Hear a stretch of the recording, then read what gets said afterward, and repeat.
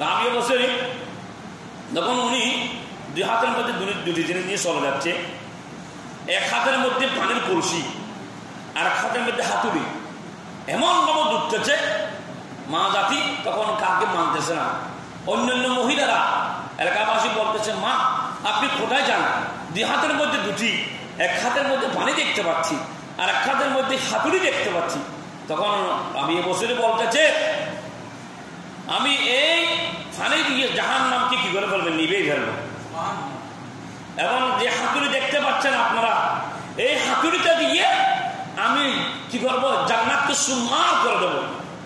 সেটার কি বাক্য কি, এটার সমস্যা কি, কারণ কি?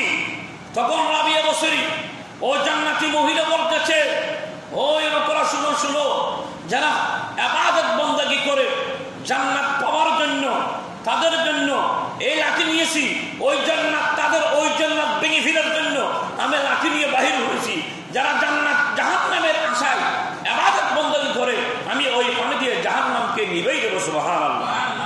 দেখি আজ থেকে কারা খোদাকে রাজি করার জন্য, আল্লাহ এবং আল্লাহ রাসূলকে রাজি করার জন্য কারা ইবাদত বন্দেগী করে, সেই জন্য আমি রাবি বসে ভয় হয়ে গেছে। সুবহানাল্লাহ। তাহলে আমি আপনি যদি খোদা আল্লাহ এবং আল্লাহ রাসূলকে যদি রাজি করার জন্য ইবাদত করি, জান্নাতের আশায় ইবাদত করবেন না, জাহান্নামের ভয়ে ইবাদত করবেন না, মালিককে রাজি করার জন্য, আল্লাহ এবং আল্লাহ রাসূলকে রাজি করার জন্য ইবাদত বন্দেগী করবেন, ওই ইবাদত আল্লাহর দরবারে কবুল হবে। সুবহানাল্লাহ। তাহলে ওনার দ্বারা ঠিক তাহলে শিক্ষা দিয়েছে মা জাতি। এই মা জাতির পুরুষ মহিলা সকল শিক্ষা গ্রহণ করতে পারছে। আমাদেরও এখান থেকে আমাদের শিক্ষা কি? আমাদের শিক্ষা হচ্ছে আমাদের ইবাদতটা যেন জান্নাত পাওয়ার জন্য ইবাদত না হয়, জাহান্নামের ভয় যেন ইবাদত না হয়।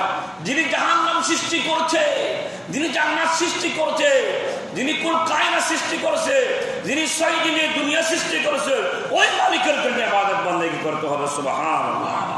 প্রিয় হাজরিন,